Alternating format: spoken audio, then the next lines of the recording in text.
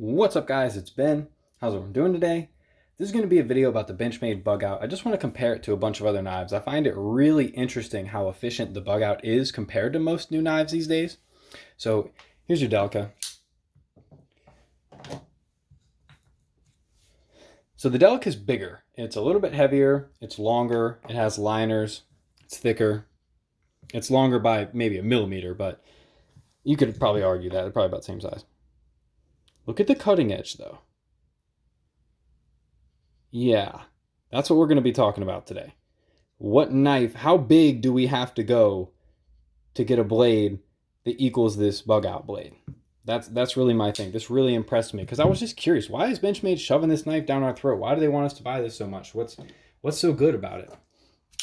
Well, here's a pair of 3, lightweight. So neither of these have liners. They're similar in weight. Pair is still heavier by an ounce.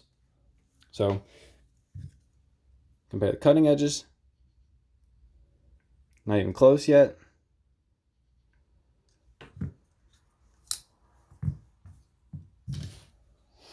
Now let's do our Manix 2 lightweight. Now the Manix 2 is a big knife. I consider the Manix 2 to be a self-defense folder myself. Because you literally have a pommel at the end of your hand. And I have big hands too. So let's do the cutting edges.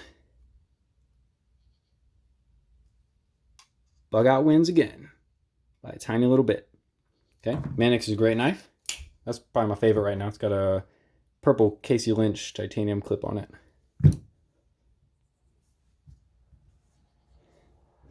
Pair 2. This is the first knife that's actually going to catch up to the Bugout.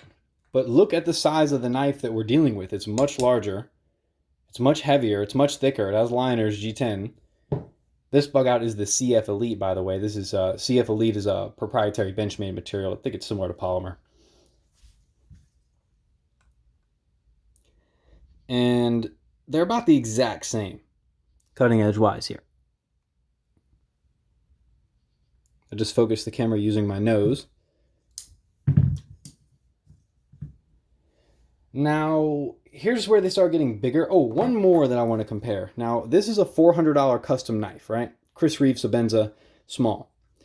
This knife better have an efficient edge, you know? If it's that, it better have an efficient everything at the price of this knife. And I'm going to tell you, this knife is not centered properly.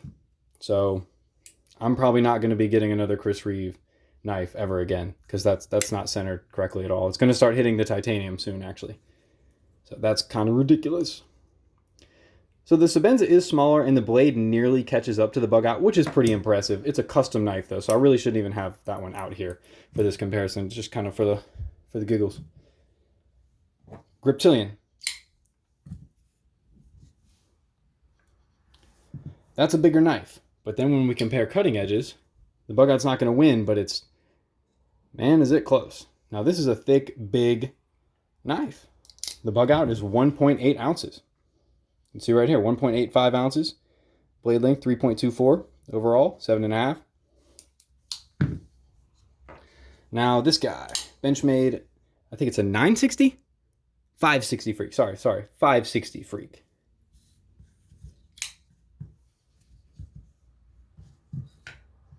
Clip stuck again. Way bigger, but then, again, when you compare the cutting edges, the Bugout just has such an efficient cutting edge, it nearly catches up to it. You know, that's only 1/4 of an inch-ish. And this is almost a 9-inch pocket knife. This is a big knife. This is definitely a self-defense, bushcraft. The DBK boys did a pretty sweet video on this one. They beat the crap out of it. This Victorinox, with that charm on it, weighs about a ½ an ounce more than this Bugout. This weighs like 2.5 ounces and this weighs 1.8. This, you know, that's how light this Bugout is. It doesn't look or seem that light in photos or pictures, but when you touch this for the first time, you're like, ew, that doesn't feel like a Benchmade. This feels like a gas station knife. But there's a couple little tricks about this knife that I found out. You know how people complain about the bending of the handle? This is the CF Elite, so I think it bends less than the polymer.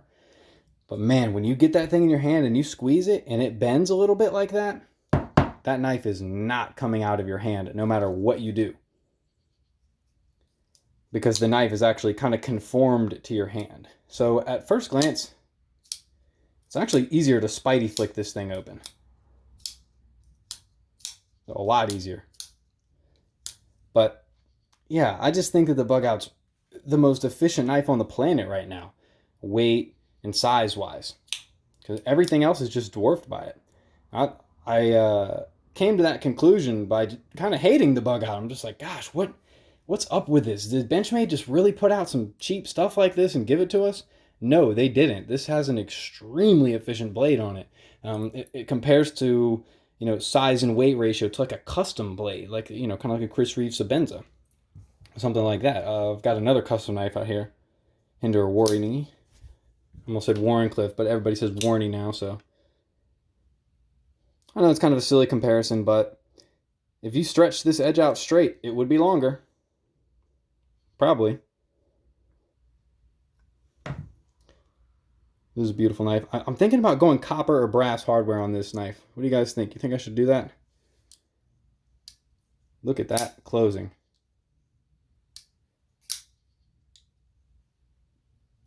I just turn your hand.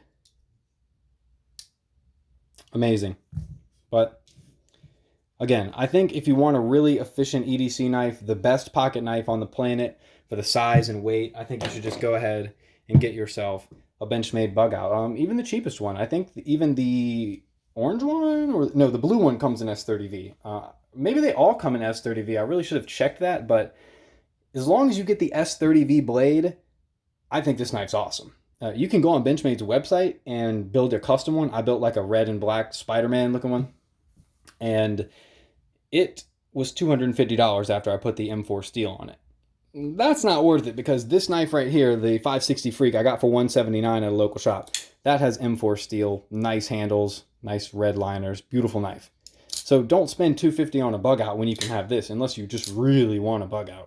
I would rather buy like this Bugout and put Flytanium scales on it than spend $250 on a standard Benchmade one. That's just how I feel. I'm not going to spend $250 on a Bugout. That's too much. Because, like I said, you can get something else that's the same thing for just, standard price. So, yeah, that's my take on the Benchmade Bugout. It beats most of the knives on this table right now in just overall edge. And let me cut a little bit of paper for you real quick, just to show you how sharp this guy is. Some old notes. So I'm going to cut this at a pretty weird angle, and this is very thin note paper. You see that? I did some stropping on it. That's about as grabby as they come. Let's focus this a little better. Oops. People that cut a lot, they know the angle that I'm cutting at is very odd.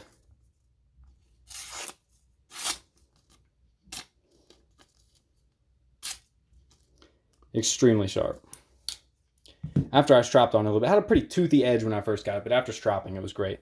But anyway, that's my Benchmade Bugout video. We've made a mess of our table now, so thank you guys very much. I really appreciate y'all watching this video. And Scab at Choir Boys Cutlery always talks about we should support our law enforcement officers, support our vets. 22 veterans a day commit suicide, and that's a hard thing for me to talk about, honestly, but it's true, and we should seriously just reach out as much as we can. Anybody that we think may be having trouble, a vet, a law enforcement officer, anybody, hey, I love you, dude. What's going on? Give them a hug, Anything you can do to just spread some light to them, because you never know if that'll save somebody's whole life.